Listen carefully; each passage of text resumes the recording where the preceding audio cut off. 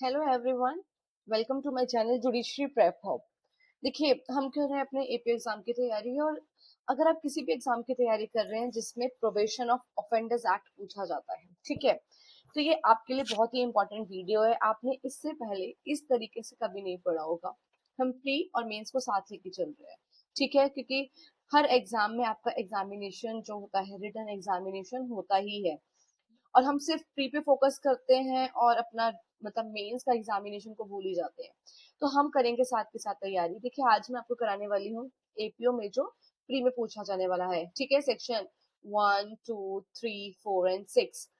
ठीक है स्टूडेंट्स, अब देखिए, अगर काफी स्टूडेंट ऐसे होंगे जो सोच रहे होंगे कि हम बाकी के सेक्शंस क्यों नहीं कर रहे हैं।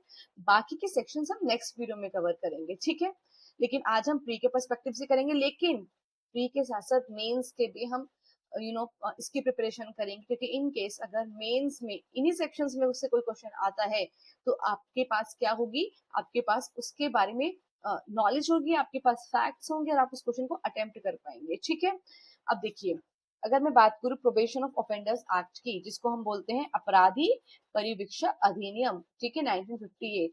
तो ये एक्ट नंबर कौन सा है? ये एक्ट नंबर 20 है 1958 का, ठीक है। इसको गवर्नर प्रेसिडेंट की एसेंट कब मिली? तो मिली थी 16 मई 1958 को। अगर मैं इसकी प्रियम्बल की बात करूं तो इसका प्रियम्बल क्या कहता है कि ये एक्ट क्या प्रोवाइड करता है? ये एक्ट जो है प्रोवाइड करता है release of offenders on probation और after due admonition and for matters connected देयरविद।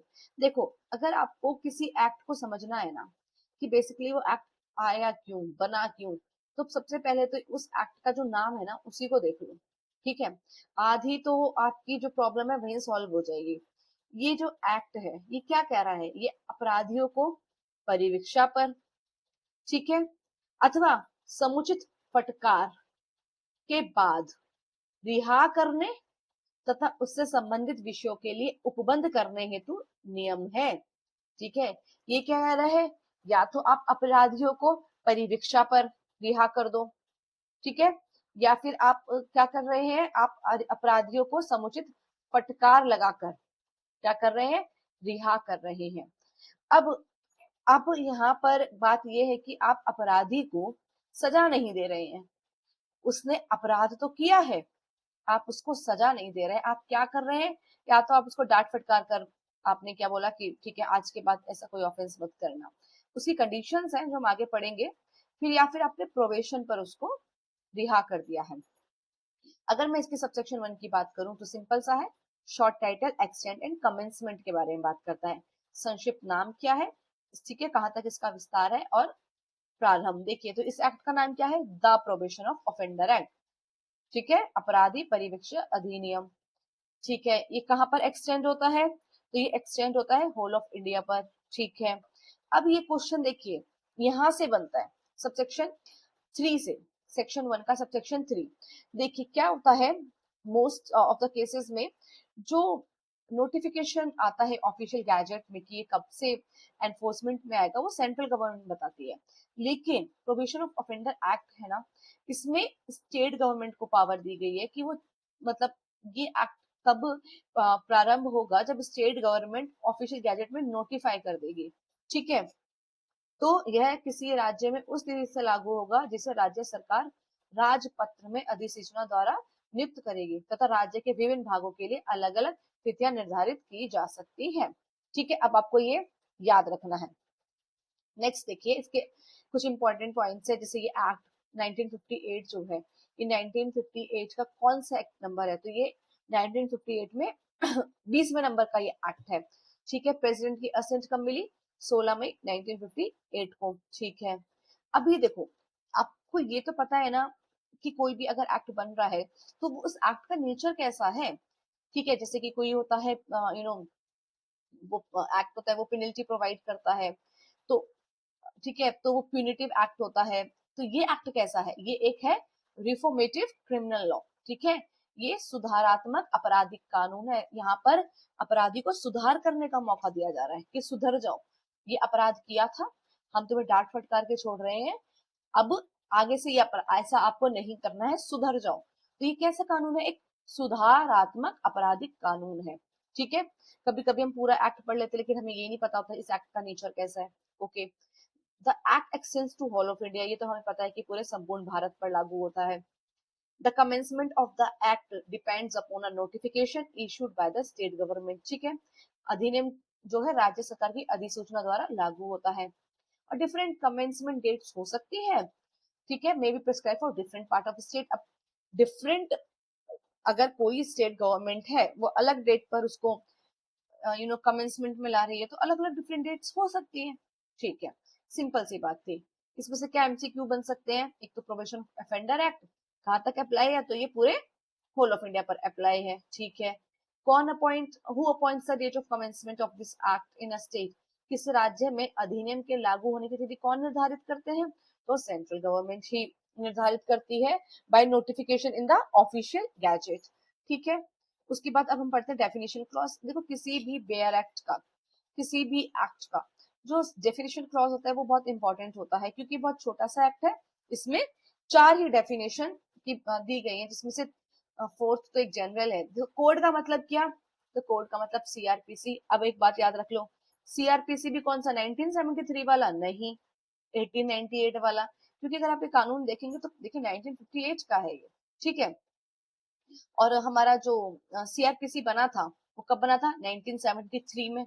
अगर आप अपना दिमाग भी लगाएंगे ना तो भी आप चीजों तक पहुंच सकते हैं।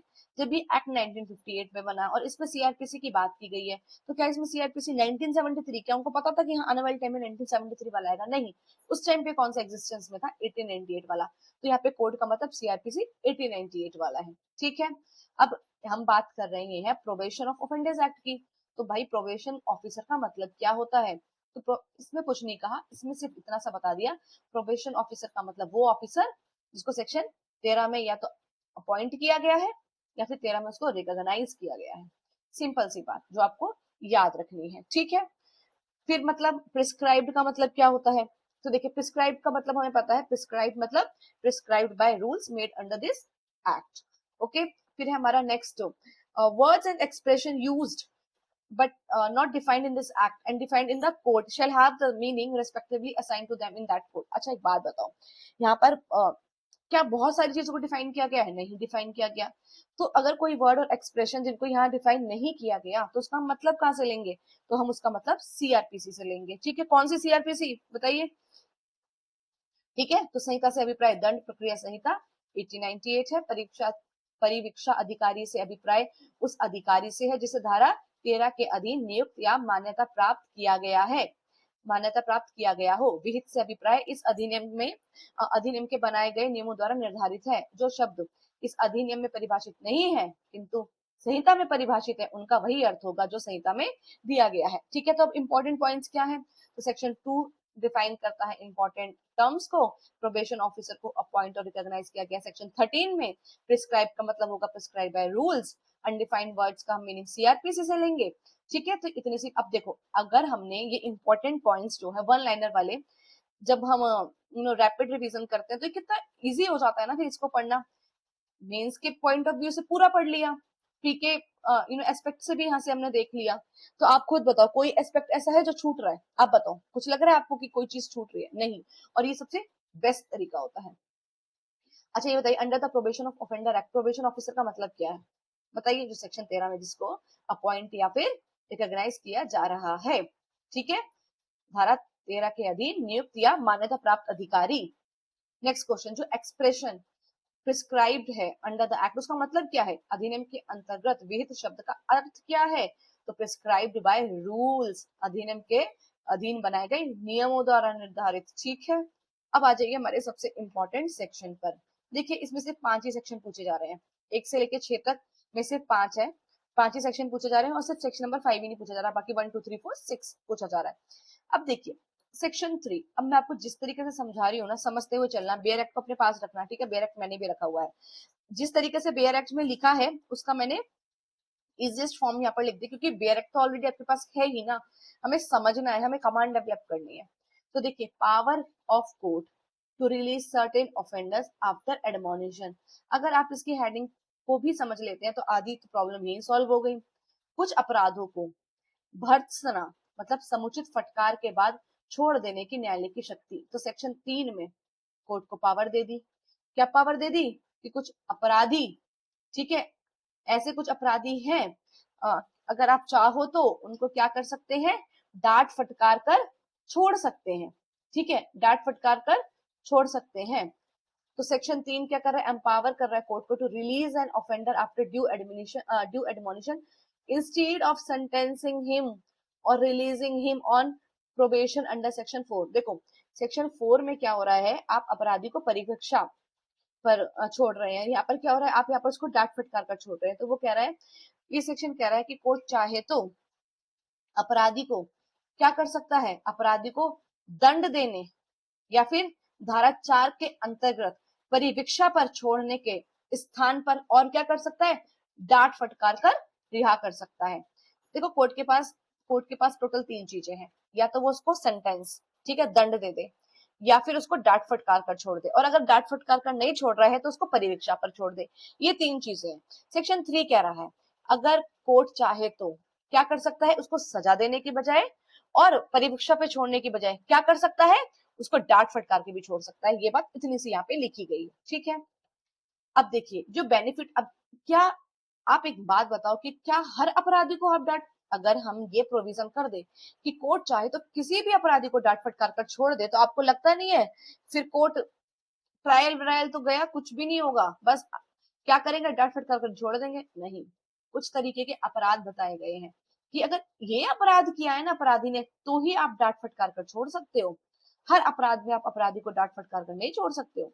तो वो लिखा गया है इस सेक्शन में, the benefit of section 3 is available only where the offender is convicted of an offence punishable under section 379, section 380। देखिए यहाँ पर एक चीज गलत है, यहाँ पे कन्विक्टेड वर्ड नहीं है, ठीक है, यहाँ पर एक कन्विक्टेड वर्ड नहीं है, यहाँ पर है फाउंड गिल्टी। ठीक है, आप फाउंड गिल्टी लिखना, क्योंकि यहाँ पर कन्विक्शन तो होता ही नहीं है, कोर्ट कन्विक्शन थोड़ी कर रहा है, कोर्ट तो यहाँ पे आफ्टर ड्यू एडमोनिशन छोड़ रहा है। तो benefit of section 3 is available only where the offender is guilty of offence punishable under section 379, 380, 381, 404 और सेक्शन 420 ऑफ आईपीसी। ठीक है, 1860, और any offence punishable with imprisonment up to 2 years of fine और both under the IPC और any other law. Simple सी बात समझ लो, court किन अपराधियों को डांट फटकार कर छोड़ सकते हैं, तो ये जो धारा 3 का लाभ है ना, ये केवल उन्हीं स्थितियों में उपलब्ध है जब अपराधी ने क्या किया है, 379 वाला या 380 वाला या 381 वाला या 404 वाला या 420 वाला दंडनीय अपराध किया है, उसका दोषी है। ठीक है, तभी उस अपराधी को डांट फटकार कर छोड़ा जा सकता है। तो देखो सेक्शन 3 कितना बता रहा है कि यही केसेस में आप डांट फटकार कर छोड़ सकते हो, लेकिन एक बात और साथ में लिख दी, या फिर कोई ऐसा अपराध किया है अपराधी ने जिसकी सजा 2 वर्ष तक का कारावास या सिर्फ केवल जुर्माने से दंडनीय है, या फिर दोनों। जैसे कि अपराधी ने कैसा अपराध किया है जिसकी सजा केवल 6 महीने है, कि ऐसी स्थिति में अब चाहे वो 300 मतलब 379 नहीं है, 380 नहीं है, 381 नहीं है, 404 नहीं है, 420 नहीं है, क्या उसको स्टिल आप एडमोनिशन में छोड़ सकते हैं? बिल्कुल छोड़ सकते हैं। तो सेक्शन 3 में क्या है, 2 तरीके की बातें लिखी है, या तो ये ऑफेंसेस हो तब आप डांट फटकार कर छोड़ सकते हैं, कोर्ट उसको सजा देने की बजाय ये काम कर सकती है, या फिर क्या कर सकती है, या फिर अगर 2 साल तक की सजा वाला उसने अपराध किया है तो भी उस केस में डांट फटकार कर उसको रिहा कर सकती है। अब देखिए 379, देखो ये जो मैं ये सब चार्ट बना रही हूँ ना ताकि आप भूले ना, क्योंकि वो क्या करेंगे 379, 380, 381 की जगह 382 कर देंगे। अब आप कंफ्यूज हो जाएंगे, इसीलिए हर एक चीज को कवर करा रही हूँ, चाहे प्री में क्वेश्चन बने चाहे मेंस में, गलत नहीं होगा। तो देखिए सेक्शन 379 जो पहले आईपीसी हुआ करता था, अब बीएनएस में जो सेक्शन 303 हुआ करता है, उसमें क्या बात की गई है सब सेक्शन 2 में, थेफ्ट। ठीक है, तो अगर कोई अपराधी जिसने चोरी की है और चोरी करने का मतलब वो अपराधी वो है, तो ऐसी स्थिति में कोर्ट चाहे तो उसको क्या कर सकते हैं, डांट फटकार कर छोड़ सकते हैं। सेक्शन 380 जो अब 305 है, अगर चोरी कहाँ हुई है, गृह आदि में चोरी की है, ठीक है। थेफ्ट इन ड्वेलिंग हाउस, उस केसेस में भी आफ्टर ड्यू एडमोनिशन छोड़ सकते हैं। सेक्शन 381 बीएनएस में कौन सा सेक्शन 306। थेफ्ट कौन कर रहा है, क्लर्क और सर्वेंट, सेवक या कर्मचारी द्वारा चोरी, तो भी ये सेक्शन 3 का बेनिफिट मिल सकता है। या फिर सेक्शन 404 जो अब है 315, dishonest miss appropriation of property possessed by the disease person, मृत व्यक्ति की संपत्ति का बेईमानी से दुरुपयोग किया है अगर अपराधी ने, तो फिर उस अपराधी को सेक्शन 3 का लाभ मिल सकता है। या सेक्शन 420 जो अभी है सेक्शन 318 का 4, cheating and dishonestly inducing delivery of property, छल द्वारा संपत्ति प्राप्त करना। अब सिंपल सी बात है, सेक्शन 3 कहाँ अप्लाई हो रहा है, हमने एक चीज पढ़ी, या तो चोरी वाला मामला है तब सेक्शन 3 का बेनिफिट मिल सकता है, या फिर 2 साल तक की सजा वाला प्रावधान है तब आप बेनिफिट ले सकते हैं। लेकिन सिर्फ एक ये दोनों बेनिफिट नहीं है, एक और चीज ऐड कर दी गई, तीसरी चीज ये ऐड कर दी गई, ये बेनिफिट तभी मिलेगा जब कोई प्रीवियस कन्विक्शन उस ऑफेंडर के अगेंस्ट प्रूव नहीं हुआ, ठीक है। धारा 3 का लाभ तभी मिलेगा जब अपराधी के विरुद्ध कोई पूर्व दोष सिद्धि सिद्ध नहीं हुई है। अगर कोई आके, ठीक है, कोर्ट में ये प्रूव कर देता है कि जज साहब आप इसको आफ्टर ड्यू एडमोनिशन पे कैसे छोड़ रहे हो, ठीक है, इसके ऊपर तो इसको तो ये प्रीवियसली कन्विक्टेड है, ठीक है, इसके ऊपर पूर्व दोष सिद्धि है, और वो इस बात को प्रूव कर देता है, सिद्ध कर देता है, तो फिर सेक्शन 3 का बेनिफिट नहीं मिलेगा। पता है एमसीक्यू कहाँ से बनता है, सेक्शन 3 में जो नो प्रीवियस कन्विक्शन की, एक सेकेंड,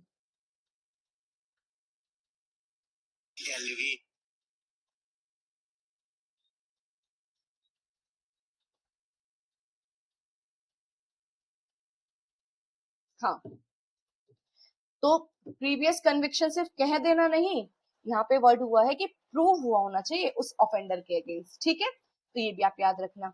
फिर एक और कंडीशन है, before granting the benefit of admonition court consider the circumstances of the case, the nature of the case and the character of the offender.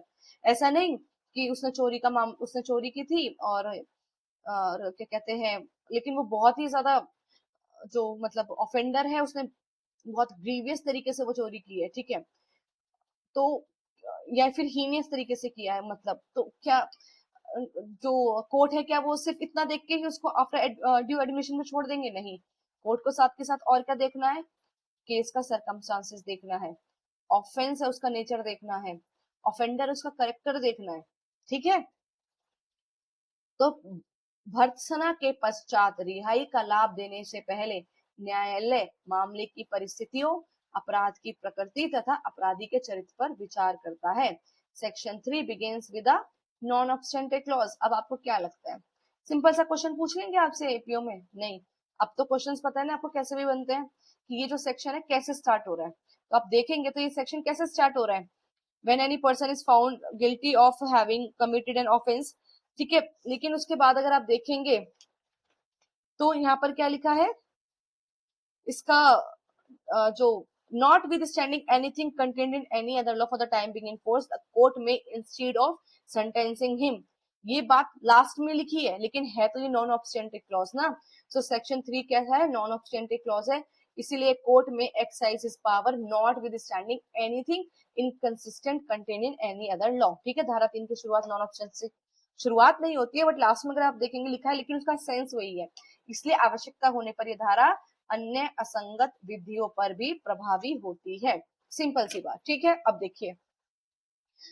अब एक और इसके अंदर कंडीशन आ गई, जो रिलीज कर रहे हैं आप after due admonition means the court administers a formal warning to the offender and releasing him without imposing any sentence. After हम बार बार बोल रहे हैं एडमोनिशन भर्त्सना, मतलब क्या है इसका, इसका मतलब ये है समुचित भर्त्सना का अर्थ है कि न्यायालय अपराधी को सिर्फ चेतावनी देकर और बिना दंड दिए ही रिहा कर रहा है, ठीक है, कोई पनिशमेंट नहीं दे रहा है, कोई सेंटेंस इंपोज नहीं कर रहा है, सिर्फ क्या कर रहे हैं कोर्ट यहाँ पे, उसको एक फॉर्मल वार्निंग दे रहे हैं जिसको हम बोलते हैं आफ्टर ड्यू एडमोनिशन, यही बात सिर्फ यहाँ पर लिखी गई है। इसका एक्सप्लेनेशन से क्वेश्चन आता है, for the purpose of section 3 अभी हमने पढ़ा था कि वो जो अपराधी है उसके अगेंस्ट में प्रीवियस कन्विक्शन प्रूव ना हुआ हो, ठीक है, पूर्व सिद्धि का दोष सिद्ध ना हुआ हो। अब यहाँ पे बात की गई है, जो हमने बात की गई है पूर्व दोष सिद्धि, तो वो क्या अपने में इंक्लूड करता है, तो previous conviction includes not only an earlier conviction but also any previous order passed under the offender against the offender under section 3 or section 4 of the probation offender act।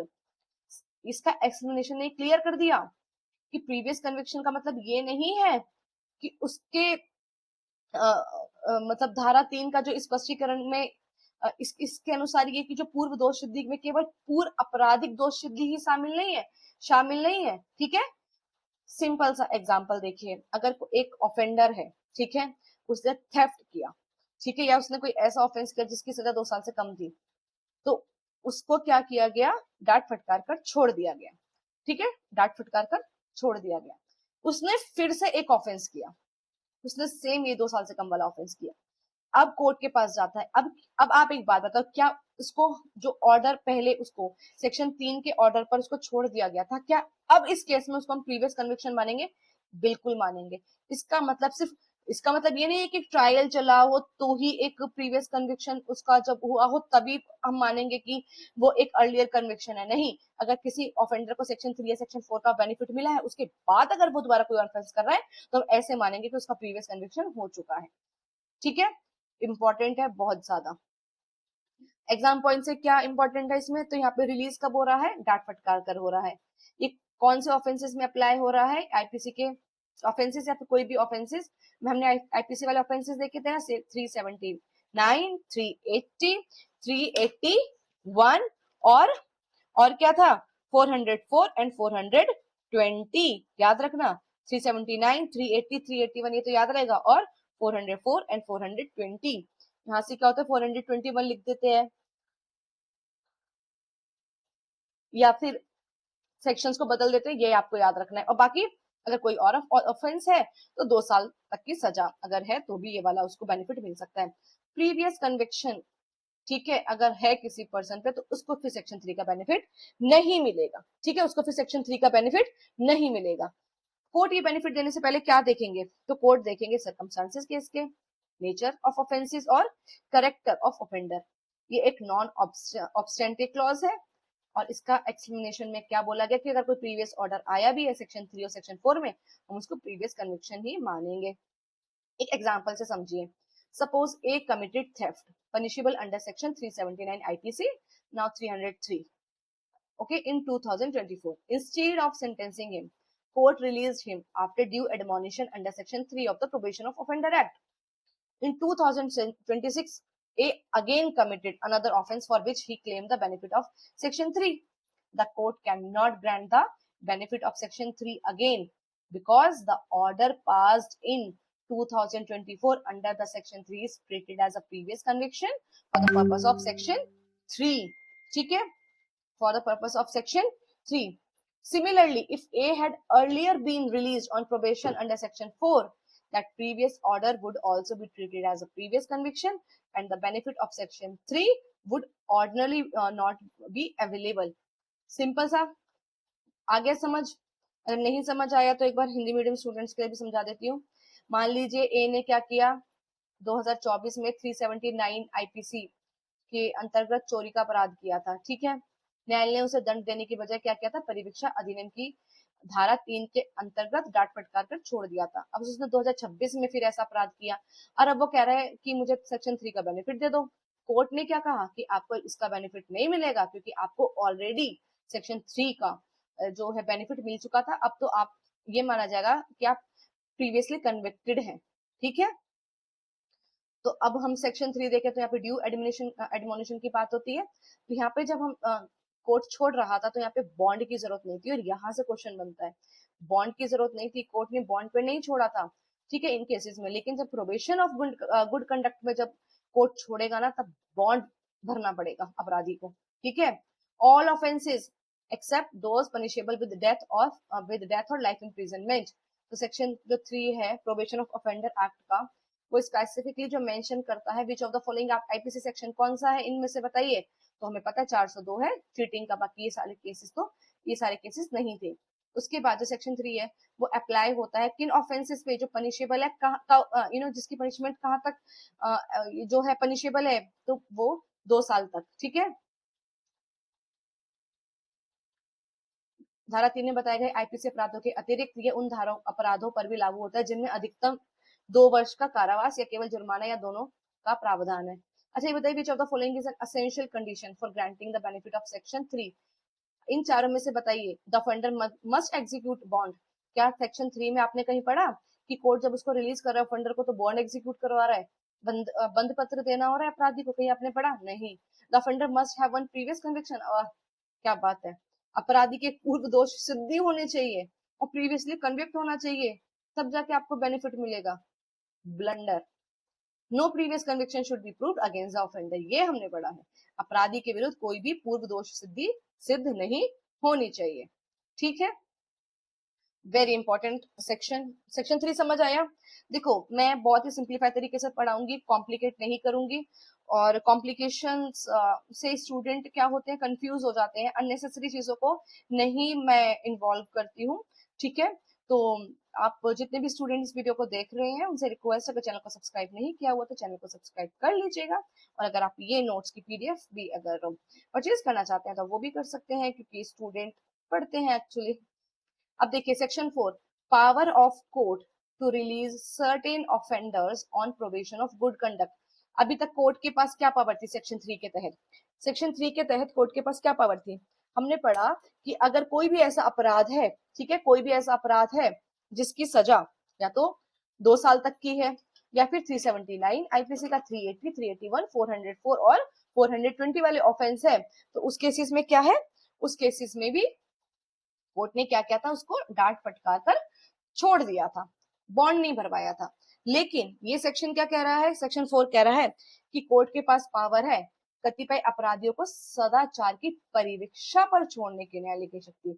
अब यहाँ पे जो कोर्ट रिलीज कर रहा है ना उसको, अपराधी को, वो एडमोनिशन पर रिलीज नहीं कर रहा है।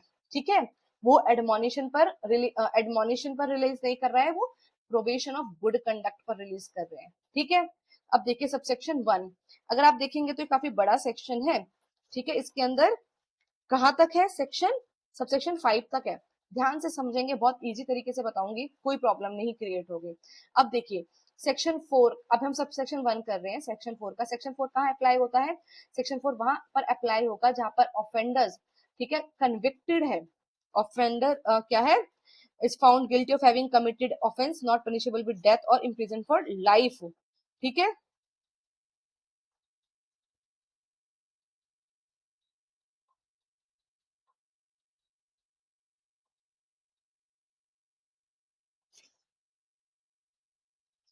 तो देखिए जो ऑफेंडर है उसने कैसा अपराध किया हुआ हो, उसने ऐसा अपराध किया हुआ हो जिसकी सजा डेथ और एलआई नहीं है। तो एक बात आपको समझ आ गई, सेक्शन 4 का बेनिफिट तभी मिलेगा अपराधी को जब उसने कोई ऐसा अपराध नहीं किया हो जिसकी सजा डेथ थी या फिर एलआई थी। अगर अपराधी ने कोई ऐसा अपराध कर दिया जिसकी सजा एलआई है या डेथ है, तब सेक्शन 4 का बेनिफिट नहीं मिलेगा। बाकी उसने कोई भी अपराध किया हो तो सेक्शन 4 का बेनिफिट अगर मिल सकता है कोर्ट चाहे तो। ठीक है, benefit of probation is not available where the offence is punishable with death और इम्प्रिजनमेंट फॉर लाइफ। ठीक है, जिन अपराधों में मृत्युदंड या आजीवन कारावास का प्रावधान होता है उसमें उनमें इस धारा का लाभ उपलब्ध नहीं होता। अब देखिए यहाँ पर क्या हो रहा है, instead of imposing immediate punishment, the court may release the offender on probation of good conduct। ठीक है, ये क्या बोल रहा है, न्यायालय अपराधी को तत्काल दंड देने के स्थान पर क्या कर सकता है, सदाचार की परिवीक्षा पर छोड़ सकता है, यदि यदि मामले के तथ्यों के आधार पर ऐसा करना उचित समझे। अब कोर्ट यहाँ पे क्या कर रहे हैं, कोर्ट कह रहे हैं कि ठीक है इसने अपराध किया है, ठीक है, लेकिन मैं इसको प्रोबेशन पे छोड़ देता हूँ। ठीक है, क्यों प्रोबेशन पे छोड़ रहे हैं, क्योंकि अपराध उसने ऐसा किया है, शायद हो सकता है जिसकी सजा 2 साल से ज्यादा हो, क्योंकि 2 साल से कम तक की सजा होती तो शायद उसको एडमोनिशन पे भी छोड़ देते, लेकिन उसने शायद ऐसा अपराध किया है जिसकी सजा उसने ऐसा अपराध किया है जिसकी सजा 2 साल से ज्यादा वाले प्रावधान पे भी हो सकती है, या फिर उसमें ऐसा कोई भी सजा हो सकती है, ठीक है, लेकिन वो कोर्ट का डिस्क्रिप्शन है, वो एडमोनिशन पे छोड़ेगा प्रोबेशन ऑफ गुड कंडक्ट पे। अब देखिए यहाँ पर क्या हो रहा है कि the benefit of probation is not available, ठीक है। तो न्यायालय अपराधी को तत्काल दंड देने के स्तर पर सदाचार की परिवीक्षा पर छोड़ सकता है यदि मामले के तथ्य के आधार पर ऐसा करना उचित समझे तो। अगर ऐसा लग रहा है तो बिफोर ग्रांटिंग प्रोबेशन, वही बात जब हमने अभी सेक्शन 3 में पढ़ी है कि परिवीक्षा का लाभ प्राप्त परिवीक्षा का लाभ प्रदान करने से पहले न्यायालय क्या देखेंगे, न्यायालय देखेंगे केस का सर्कमस्टांस, ठीक है, ऑफेंस क्या था नेचर का, और ऑफेंडर का करेक्टर, ठीक है। ये तीन प्राइमरी कंसिडरेशन है सेक्शन 4 की। धारा 4 के अंतर्गत ये तीन प्रमुख आधार हैं, जो सेक्शन 3 में भी तो सेक्शन 4 में भी तो। और शायद कोई एग्जाम हुआ था उसमें यहाँ से क्वेश्चन बने थे कि कोर्ट क्या कंसीडर करेगा, और इसमें से एक जो है पॉइंट उसको चेंज कर दिया था, ठीक है। So the court exercise this power only when it consider that releasing the offender on probation is expedient. Granting of probation is a judicial discretion and not a legal right of the offender. offender का ये legal right नहीं है, ठीक है, वो तो court की मर्जी है कि कोर्ट चाहे तो, ठीक है, कोर्ट का डिस्क्रिप्शन है कि कोर्ट चाहे तो ऐसा कर सकता है, ठीक है। न्यायालय इस शक्ति का प्रयोग तभी करता है जब उसे लगे कि अपराधी को परिवीक्षा पर छोड़ना उचित एवं न्याय हित में है, ठीक है। ये याद रखना, releasing the offender is on probation is expedient, ठीक है। जो हम वर्ड छोड़ते हैं ना, अक्सर क्वेश्चन वहां से ही बनते हैं, ठीक है, तो ये बात आपको याद रखनी है। अब देखिए, और ये परिवीक्षा का लाभ अपराधी का अधिकार नहीं है बल्कि न्यायालय का विवेकाधीन अधिकार है। देखो जो मैंने आपको नोट्स फॉर्मेट में लिखा है ना, इसका सिर्फ एक ही रीजन है, क्योंकि एपीओ का मेंस भी होने वाला है, ठीक है, प्री के बाद। अब आप इस तरीके से पढ़ेंगे, ठीक है, अगर इन केस क्वेश्चन आ जाता है कि write down short note on section 4, ठीक है। अब बेयर एक्ट तो, बेयर एक्ट पर कमांड बनाना और एग्जैक्ट बेयर एक्ट की लैंग्वेज लिखना थोड़ा सा डिफिकल्ट हो जाता है, और फैक्ट्स इतने उसको मतलब एज इट इज याद करने में प्रॉब्लम भी रहती है। तो आप याद रखेंगे ना, आपको इतना तो पता ही रहेगा ना कि जो प्रोबेशन पर छोड़ने से पहले कोर्ट एक तो ये तीनों चीज देखेगा, ये आपके माइंड में हमेशा रहने वाला है कि before granting probation court must consider three points, that is circumstances of the case, nature of the offense, and character of the offender. And these three primary considerations under section 4, these are the three primary considerations under section 4. और एक और हमने फिर ये आपको क्या याद रखेगा, जो granting of probation is a judicial discretion and it is not a legal right of the offender. इस तरीके से अगर आप एसेंस लिखते हो जाओगे ना, जस्ट लिखते हो जाओगे, ट्रस्ट मी आपके बहुत अच्छे मार्क्स आप मेंस में लेकर आ सकते हैं, क्योंकि प्री की तैयारी करना आसान है, आप प्री की तैयारी तो कर ही लेंगे, लेकिन साथ के साथ आप कैसे फैक्ट्स को अपने माइंड में कलेक्ट करके रखते हैं, वो भी बहुत इंपॉर्टेंट होता है। तो सिंपल सा पढ़ रहे हैं, साथ के साथ याद करते हुए जा रहे हैं, कोई दिक्कत वाली बात नहीं है, ठीक है। और ये और बहुत अच्छा हो जाएगा अगर आप इसको नोट डाउन करने लगे, ठीक है। कोर्ट एक्सरसाइज तो ये हमने पढ़ लिया। फिर सेक्शन 4 किससे बिगिन हो रहा है, section 4 begins with a non obstante clause, ये भी एक नॉन ऑब्स्टेंटिव क्लॉज है। फिर आप देखेंगे तो ये जो नॉट विद स्टैंडिंग जो लिखा है, ठीक है, ये लास्ट में लिखा है, ये वही है कि स्टार्टिंग में नहीं है, लेकिन ये लास्ट में लिखा है, notwithstanding anything contained in any other law for the time being in force the court में instead of sentencing him at once to any punishment direct that he will be released on entering into a bond, ठीक है। तो ये कैसा non obstante clause है, इस तरीके से लिखा है, therefore this provision prevails over. अब देखो सब स्टूडेंट ना सिंपल सी बात लिख के आएंगे, लेकिन अगर आपने ये लाइन लिख दी ना, ट्रस्ट मी आप लीड करेंगे, क्यों, क्योंकि आप बता रहे हैं कि ये जो प्रोविजन है ना, ये प्रिवेल करता है over any inconsistent provision contained in any other law. अगर इस बात के अलावा कोई और बात किसी और अदर लॉ में लिखी है तो वो नहीं मानी जाएगी, ठीक है। ये एक्ट कह रहा है मैं हूं जो हूं, ठीक है, सेक्शन 4 कह रहा है मैं हूं, मेरे बाद, ठीक है, कोई नहीं है। अगर मैं हूं तो सिर्फ वहां पर मैं ही स्टैंड करूंगा और कोई स्टैंड, अगर दो चीज है, एक मैं और एक कोई और, ठीक है, वो मेरे अगेंस्ट है तो फिर हट जाइए, सिर्फ मैं प्रिवेल करूंगा, ठीक है। इस तरीके से अगर आप लिखेंगे ना कि this provision prevails over any inconsistent provision contain any other law, ये आपका लीडिंग पॉइंट होता है, ठीक है। द ऑफेंडर एक्स, अब देखो एक और चीज इंपॉर्टेंट है इस सेक्शन की, offender executes a bond with और without sureties before release on probation. यहाँ पे क्या हो रहा है, जब परिवीक्षा पर रिहा हो रहा है ना अपराधी, तो परिवीक्षा पर रिहा होने से पहले अपराधी बंध पत्र निष्पादित करता है, बॉन्ड को एग्जीक्यूट करता है। क्या हमने सेक्शन 3 में पढ़ा कि वो बॉन्ड एग्जीक्यूट कर रहा है अपराधी, उसके बाद इसीलिए उसको आफ्टर ड्यू एडमोनिशन पर कोर्ट छोड़ रही है? क्या हमने पढ़ा था उसको? नहीं पढ़ा था, लेकिन सेक्शन 4 में ऐसा लिखा है। इस तरीके से डिफ्रेंसिएशन के साथ पढ़ोगे ना, ट्रस्ट में बहुत अच्छी कमांड आपकी डेवलप हो जाएगी। ठीक है, अब आ जाइए नेक्स्ट पॉइंट क्या लिखा है। देखिए, बेयर एक्ट को अपने साथ रखना, ये सारे पॉइंट्स आपको यहाँ पर मिल जाएंगे। मैं आपको सिर्फ जिस्ट और नोट्स के पर्पज से आपको समझा रही हूँ, प्री और मेंस दोनों। The bond requires the offender to appear before the court whenever called. अब ये बताओ, ये बॉन्ड क्यों भरवाया जा रहा है? बॉन्ड पर ये जो बंद पत्र है, ये इसलिए भरवाया जा रहा है ताकि अपराधी जो है बंद पत्र की अवधि के दौरान न्यायालय द्वारा बुलाए जाने पर उपस्थित होगा तथा न्यायालय के निर्देश अनुसार दंड ग्रहण करेगा। क्योंकि यहाँ पर उसको सेंटेंस तो नहीं दी, क्या हुआ, यहाँ पर सेंटेंस दी है उसको? नहीं दी। अभी उसको प्रोबेशन ऑफ गुड कंडक्ट पर छोड़ दिया है, लेकिन उसको बॉन्ड पे छोड़ा है।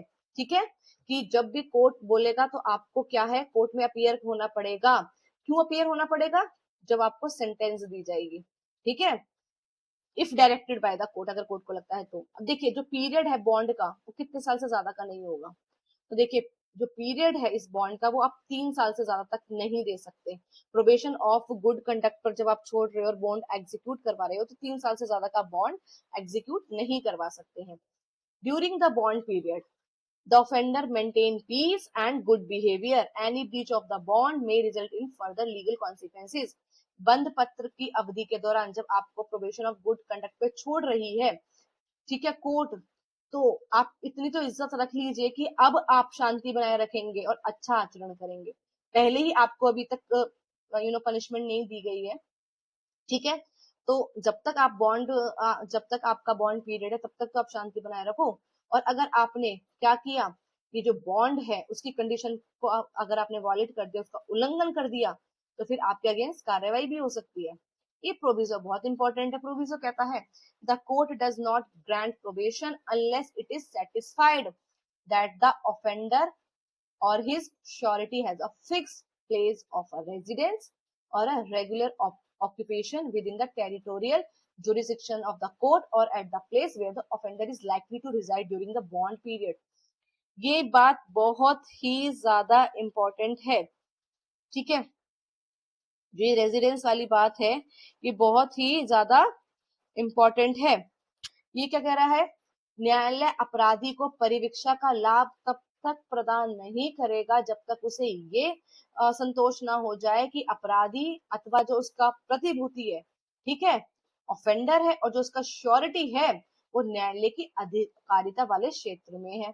ठीक है, तो बॉन्ड की पहली कंडीशन कि आप कोर्ट के जुरिस्डिक्शनल, जो टेरिटोरियल जुरिस्डिक्शन है, उसमें रहते हो, या फिर उस स्थान पर जहां अपराधी बंद पत्र की अवधि के दौरान रहने वाला है। ठीक है, या फिर स्थायी निवास अथवा नियमित रोजगार रखता है। आपको तभी न्यायालय क्या है, तभी क्या करेगा, परिवीक्षा का लाभ देगा उस अपराधी को।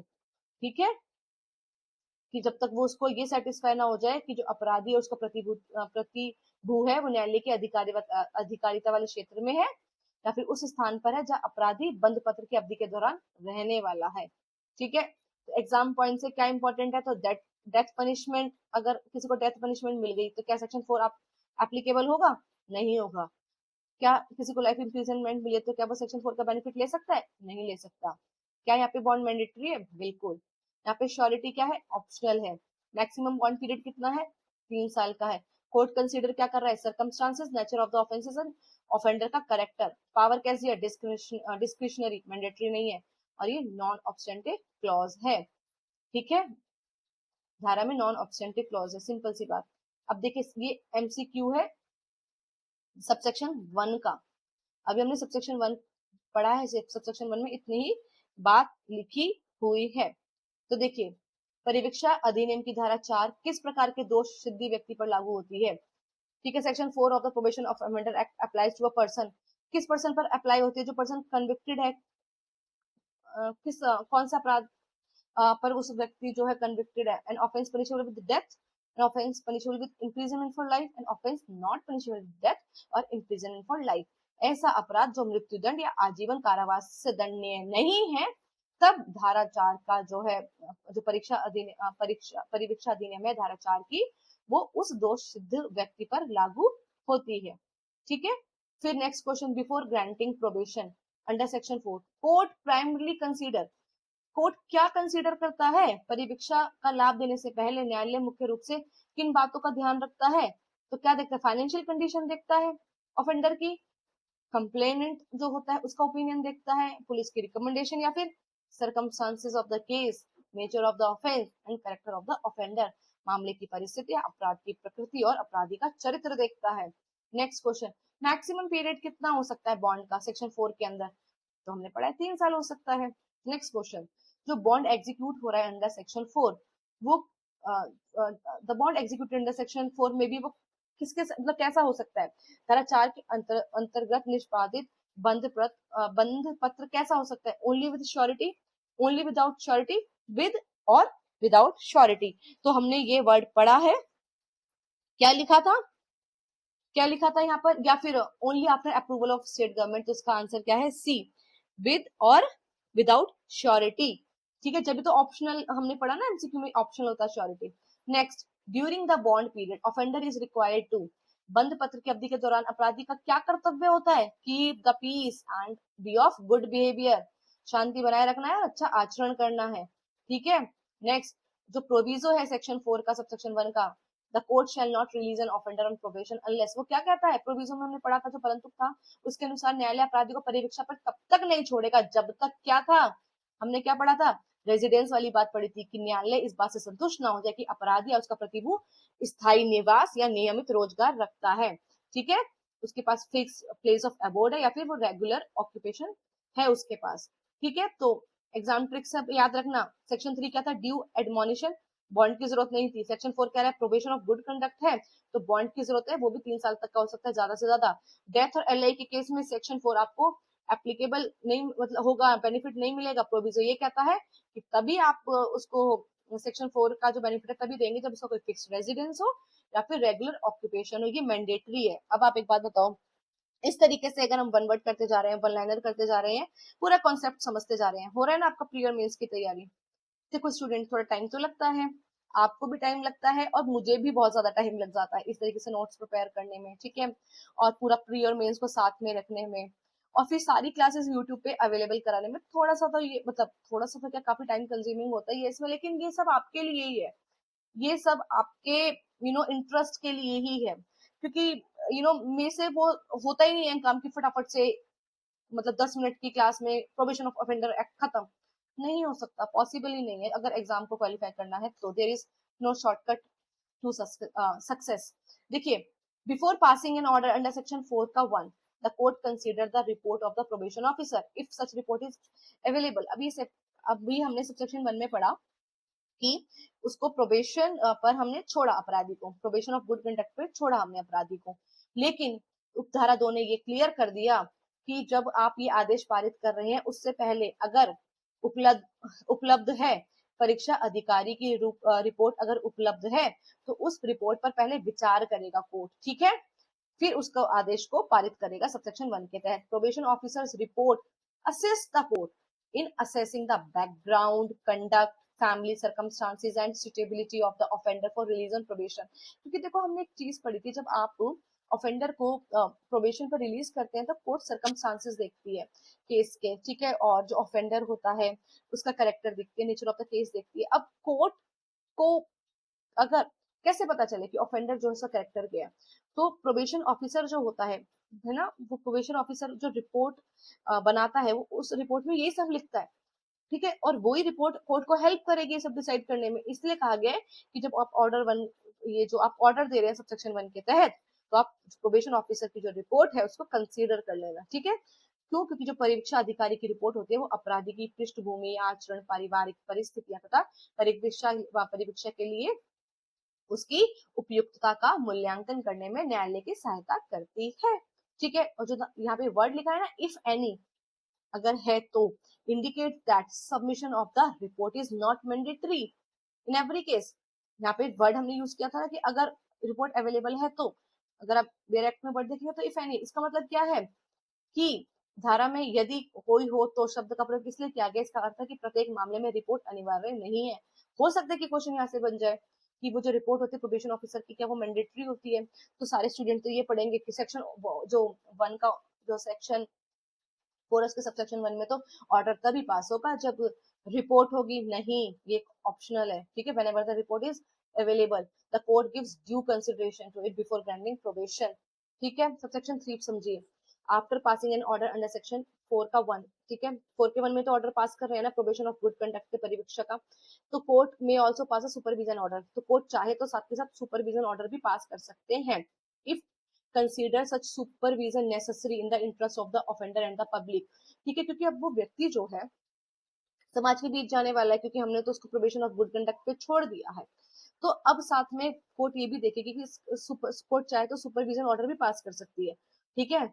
तो क्या करेगी, इसके अंतर्गत आदेश पारित करने के बाद जो 4 के 1 में आदेश पारित किया है कोर्ट ने, तो क्या करेगी साथ के साथ अगर उसे लग रहा है तो वो, यदि अपराधी और समाज दोनों के ही हित में अगर आवश्यक लग रहा है कोर्ट को, तो वो पर्यवेक्षण आदेश भी पारित कर सकती है, सुपरविजन ऑर्डर भी पास कर सकती है। सेक्शन 3, ये जो सेक्शन 4 का सबसेक्शन 3 है उसके सामने आपकी सुपरविजन ऑर्डर वाली बात लिख लो, ठीक है, ये बहुत ही ज्यादा इंपॉर्टेंट है।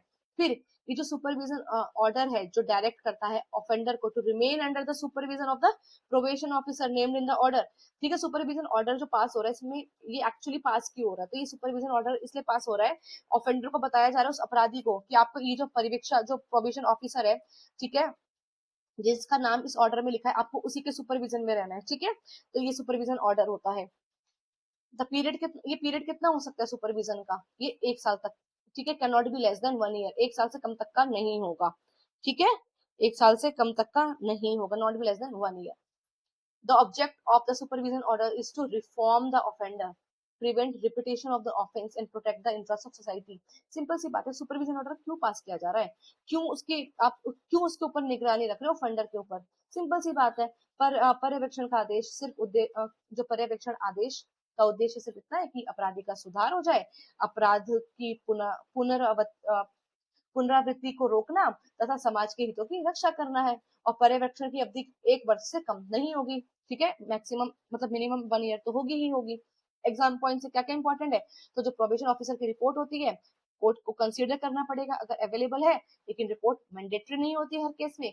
सुपरविजन का जो ऑर्डर है वो कोर्ट की डिस्क्रिशनरी पावर है, तो चाहे तो पास कर सकती है प्रोबेशन ऑर्डर के साथ साथ। जो सुपरविजन ऑर्डर है वो पास किया जाता है आफ्टर एंड ऑर्डर 4 का सबसेक्शन 1, ठीक है। अब क्वेश्चन आ सकता है कि क्या सुपरविजन ऑर्डर आप सेपरेटली पास कर सकते हो, तो वर्ड देखो क्या है, आफ्टर अंडर सेक्शन 4 का 1, ठीक है, तो मतलब पहले प्रोबेशन ऑफ अंडर जो प्रोबेशन का जो है ऑर्डर पास हुआ, फिर उसके बाद सुपरविजन का ऑर्डर कोर्ट पास कर सकती है, वो उसकी मर्जी है, ठीक है। सुपरविजन का मतलब क्या, मतलब सुपरविजन क्या है, by the probation officer named in the order. Minimum supervision bond कितना हो सकता है, पीरियड कितना हो सकता है, 1 साल का हो सकता है। कोर्ट में impose necessary condition for proper supervision, ठीक है। तो एमसीक्यू देख लीजिए, before passing an order under section 4 का 1 कोर्ट क्या कंसीडर करती है, रिपोर्ट देखती है प्रोबेशन ऑफिसर की, ठीक है। जो एक्सप्रेशन है इफ एनी, इसका मतलब क्या है कि रिपोर्ट जो है may be report is considered only when available, ठीक है। फिर उसके बाद आ जाइए, सुपरविजन ऑर्डर जो पास किया गया है अंडर सेक्शन 4 का सबसेक्शन 3, वो कब पास होता है, after passing an order under section 4 का 1, जब 4 का 1 का जो ऑर्डर पास हो जाता है परीक्षा वाला, उसके बाद ये ऑर्डर फिर क्या होता है, पास होता है। मिनिमम पीरियड कितना होता है सुपरविजन ऑर्डर का, तो 1 साल होता है मिनिमम पीरियड, ठीक है। कौन who supervise the offender under the supervision order, ये जो पर्यवेक्षण आदेश के अंतर्गत अपराधी की निगरानी करता कौन है, तो हमें पता है प्रोबेशन ऑफिसर करता है, जिसका भी जो भी प्रोबेशन ऑफिसर का नाम लिखा गया है उस ऑर्डर के अंदर, ठीक है। फिर हमारा next subsection 4, when the court passes supervision order under section 4 का subsection 3, offender is required to execute another bond before his release, this bond may be executed with or without surety, ठीक है। अब इस बात को क्लैरिफाई कर दिया है, जब न्यायालय धारा 4 के सबसेक्शन 3 के अंतर्गत पर्यवेक्षण आदेश पारित करता है, तब अपराधी को रिहा करने से पहले एक अन्य बंध पत्र निष्पादित करना होता है। यह बंध पत्र प्रतिभू सहित अथवा बिना प्रतिभू के भी हो सकता है।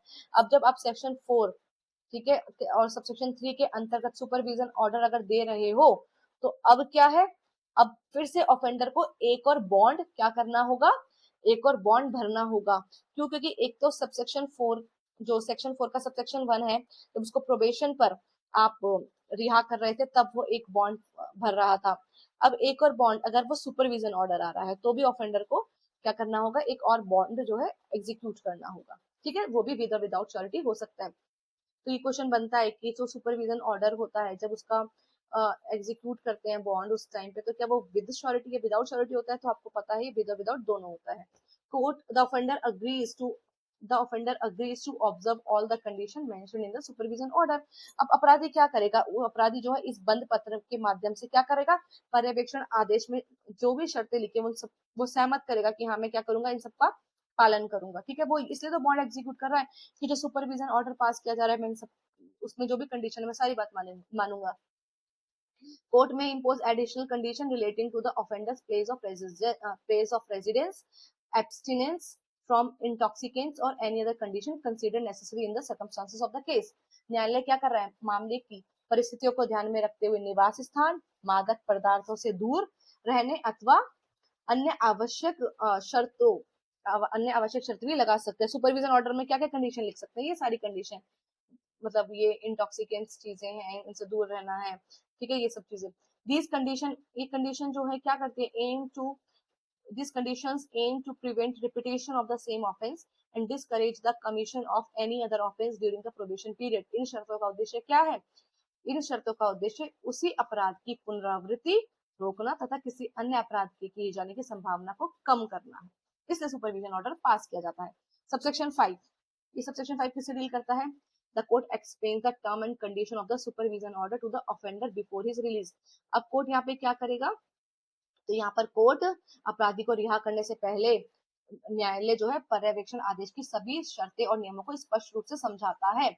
Court also supplies a copy of the supervision order to offender, surety if any, and the probation officer. और यहाँ से ही क्वेश्चन बनता है कि जो सुपरविजन ऑर्डर की जो कॉपी होती है वो किस किस को सप्लाई की जाती है, तो ऑफेंडर को भी, श्योरिटी को भी, और जो प्रोबेशन ऑफिसर होता है उसको भी। Communication of the order ensure proper compliance with its condition and effective supervision during the probation period. सही बात है, ये इससे क्या हो रहा है, जो पर्यवेक्षण की ये जो आदेश की प्रति है उपलब्ध कराने का उद्देश्य क्या है कि जो उसकी जो शर्तें हैं उसका सही पालन उसको सुनिश्चित करता है और प्रभावी पर्यवेक्षण बनाए रखे। सिंपल सी बात है। तो सेकंड बॉन्ड हो रहा है 5, ठीक है, तो सेकंड बॉन्ड जो है रिक्वायर्ड है अंडर सेक्शन 4 का 4। बॉन्ड जो है विदाउट श्योरिटी हो सकता है। एडिशनल कंडीशन क्या है, वही रेजिस्टेंस से रिलेटेड, ये इंटॉक्सिकेंट चीजें इन सबसे दूर रहना। ऑब्जेक्ट क्या है, ताकि सेम ऑफेंस रिपीट ना हो। ठीक है, कोर्ट क्या एक्सप्लेन करेगा, ये सारी की जो आपकी टर्म्स एंड कंडीशन है, रिलीज होने से पहले कोर्ट ये सारी बातें बताएगा। जो सुपरविजन ऑर्डर की कॉपी है वो ऑफेंडर, श्योरिटी और प्रोबेशन ऑफिसर जो है प्रोबेशन ऑफिसर को दी जाएगी। सिंपल सी बात। MCQ, before releasing an offender under a supervision order, court requires the offender to पर्यवेक्षण आदेश के अंतर्गत अपराधी को रिहा करने से पहले न्यायालय उससे क्या कराता है, एग्जीक्यूट कराता है बॉन्ड विद और without surety. Which of the following may be imposed as an additional condition under section 4 का 4। अब और अतिरिक्त क्या शर्तें लगाई जा सकती हैं 4 के 4 में, तो हमने पढ़ा था, रेजिस्टेंस वाली बात भी पढ़ी थी, और मादक पदार्थों से दूर रहना भी, और अन्य अपराधों की रोकथाम हेतु आवश्यक अन्य शर्त ये भी हो सकती है। तो इसका हो गया D. The primary object of imposing additional condition under section 4 का 4। ठीक है, तो क्या है, जो मुख्य उद्देश्य क्या होता है, ताकि प्रिवेंट किया जा सके repetition of the same offence and the commission of the offence. ठीक है, before release the offender court shell explain, अपराधी को रिहा करने से पहले न्यायालय उनको क्या समझाएगा, टर्म एंड कंडीशन जो सुपरविजन ऑर्डर में दी गई है।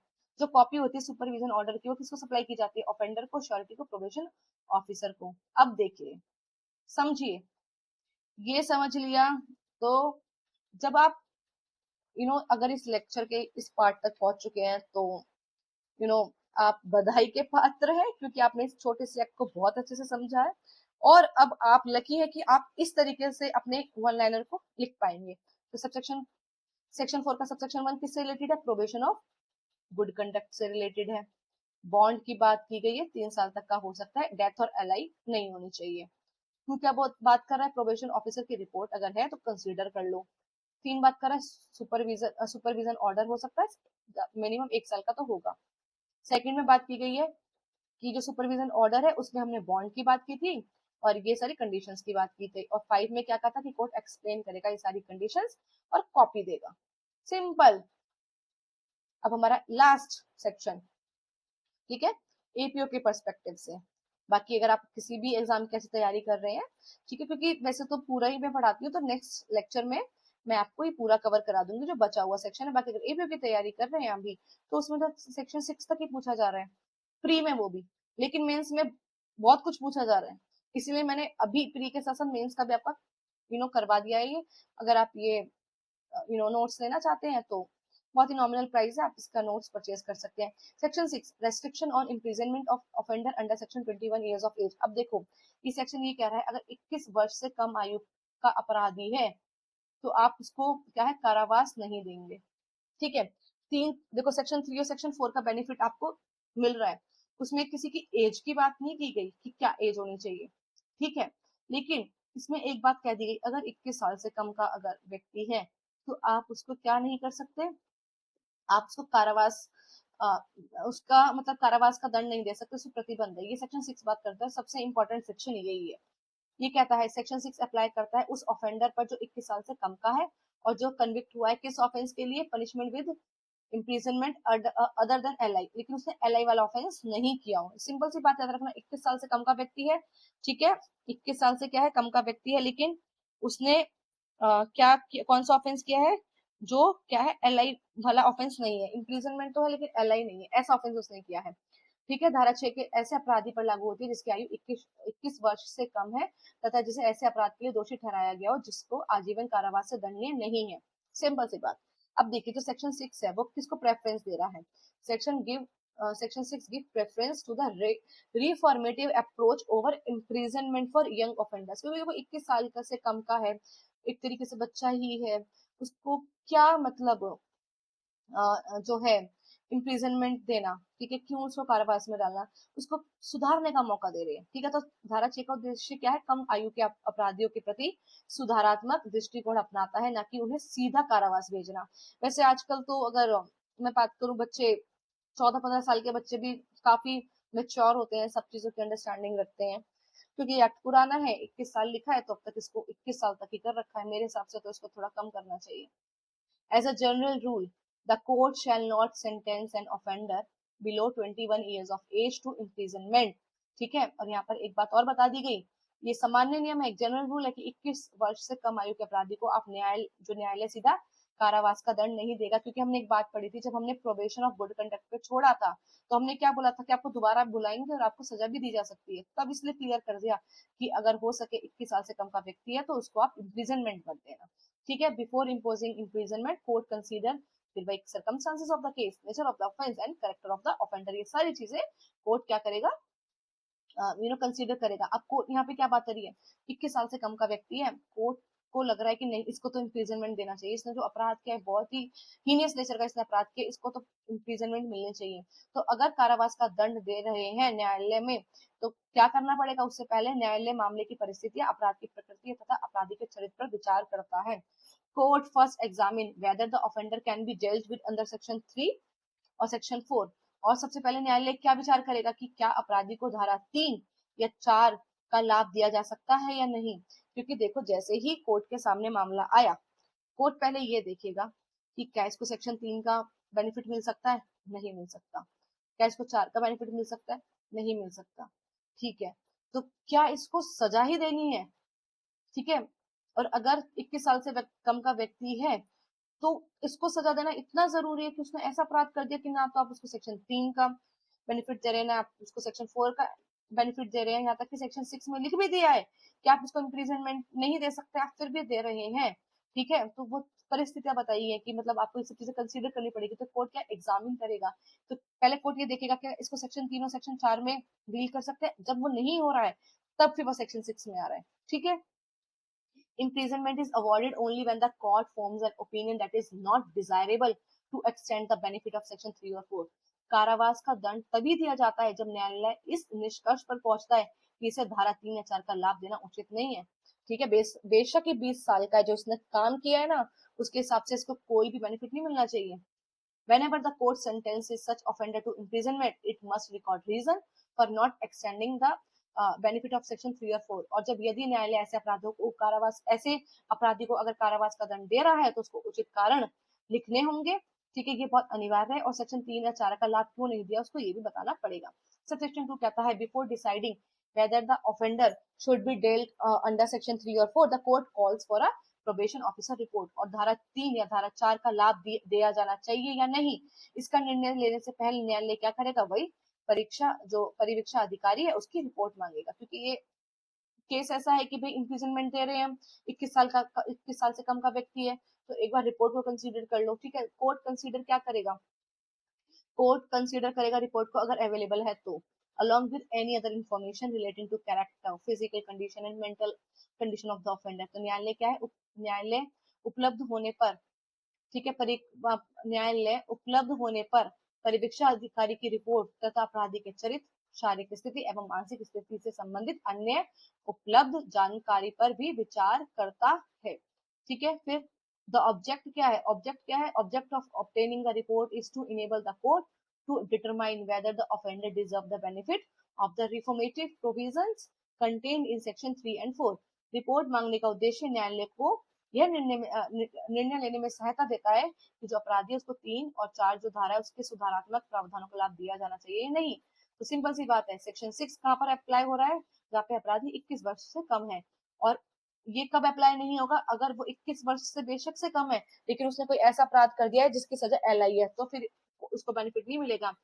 कोर्ट किसको प्रेफरेंस देगा, सेक्शन 6 को या 3 और 4 को, तो सेक्शन 3 और 4 को प्रेफरेंस मिलती है ओवर इम्प्रिजनमेंट जो सेक्शन 6 में बात की गई है। और अगर आपने इम्प्रिजनमेंट दिया, उसको कारावास दिया है, तो फिर रीजन रिकॉर्ड करना जरूरी है। और जो प्रोबेशन ऑफिसर की रिपोर्ट होती है वो मैंडेटरी है यहाँ पर, it is mandatory to call for, अगर है तो। ठीक है, क्या है, इट इज मैंडेट, क्योंकि यहाँ पे लिखा है। ठीक है, अगर आप देखेंगे the court shell call for a report from the probation officer and consider the report if any. ठीक है, अगर है तो फिर उसको मंगाना पड़ेगा। ठीक है, और कोर्ट कंसीडर करेगा उसके कैरेक्टर फिजिकल कंडीशन को। तो देखिए सेक्शन 6 जो है प्रोबेशन ऑफ ऑफेंडर एक्ट, वो किस ऑफेंडर पर अप्लाई होता है, जो 21 साल से कम का अपराधी है। सेक्शन 6 कहाँ पर अप्लाई नहीं होगा, जब अपराधी ने ऐसा कोई अपराध किया जिसकी जो कारावास जो है LI होता है। ठीक है, बिफोर सेंटेंसिंग ऑफ ऑफेंडर, जो 21 साल से कम का जो अपराधी है, अगर आप उसको सेंटेंस दे भी रहे हैं तो कोर्ट सबसे पहले क्या कंसीडर करेगा, तो कोर्ट देखेगा कि उसको 3 या 4 का बेनिफिट देना है या नहीं देना है। If court sentence an offender below 21 years of age to imprisonment it shall. ठीक है, तो वो क्या करेगा, क्या करना अनिवार्य है, तो रीजन रिकॉर्ड करना जरूरी है कि अगर वो उसको इम्प्रिजनमेंट दे रहे हैं तो। फिर जो सेक्शन 6 का 2 है, the court consider the probation officer report along with the information relating to offender. वो कौन सी सारी इंफॉर्मेशन होती है, कैरेक्टर, फिजिकल, मेंटल कंडीशन सारी। सो थैंक यू, आपने प्रोबेशन ऑफ ऑफेंडर एक्ट के जो सेक्शंस थे उनको एक ही वीडियो में अच्छे से कवर कर लिया है, क्योंकि बहुत ही कम सेक्शन थे, उसमें भी हमें 1 घंटा लग गया। लेकिन मुझे ऐसा लगता है कि जब हम किसी भी चीज को अच्छे से पढ़ते तो हमें टाइम नहीं देखना चाहिए, बेशक से 1 घंटा लगा है। और यू नो अगर आप अब बिल्कुल लास्ट तक आपने ये लेक्चर देखा है, ट्रस्ट मी आप आने वाले टाइम में बहुत अच्छी पोस्ट पर होंगे, क्योंकि आप वो स्टूडेंट है जो यहाँ तक पहुंचते भी नहीं है। ठीक है, और अगर आप एक भी स्टूडेंट अगर इस वीडियो के लास्ट तक पहुंचा है तो ये वीडियो सिर्फ आपके लिए ही है। ठीक है, क्योंकि मेरा बिल्कुल भी वो पर्पस नहीं है कि मुझे व्यूज के लिए या फिर किसी भी चीज के लिए मुझे ये जो नोट्स है या फिर मेरा ये जो लेक्चर है वो मैं रिकॉर्ड कर रही हूँ और मैं अननेसेसरी चीजों को बढ़ा रही हूँ, नहीं। मैं सिर्फ ये चाहती हूँ कि जो एक स्टूडेंट पढ़ना चाहता है, लिमिटेड पढ़ना चाहता है और जिस्ट पढ़ना चाहता है, एसेंस के साथ पढ़ना चाहता है, एग्जाम क्वालिफाई करना चाहता है, उसके लिए अच्छा सा नोट्स प्रिपेयर किया जाए। ठीक है स्टूडेंट, बाकी के जो सेक्शंस है मैं वो उनको आने वाले टाइम में कवर करा दूंगी। अगर आपको ये तरीका अच्छा लग रहा है पढ़ने का तो एक अच्छा सा कमेंट जरूर ड्रॉप कीजिएगा, और अगर आप मेरे चैनल पर नए हैं तो चैनल को जरूर सब्सक्राइब कीजिएगा। अगर आप ये नोट्स मंगवाना चाहते हैं तो आप मेरे इनक्वायरी नंबर पे कॉल कर सकते हैं। तो बहुत नॉमिनल चार्जेस रहता है नोट्स का, लेकिन ये आपको बहुत हेल्प करेंगे। साथ के साथ इससे रिलेटेड जो इम्पोर्टेंट मेंस के क्वेश्चन बन सकते हैं, अगर आप उसका भी पीडीएफ मंगाना चाहते हैं तो आप मेरे इंक्वायरी नंबर पे कॉल कर सकते हैं। और मैं साथ के साथ तो आप उसका आंसर्स कैसे फ्रेम होते हैं, आप उसकी पर्सनल मेंटरशिप भी ले सकते हैं। Okay, bye bye, take care.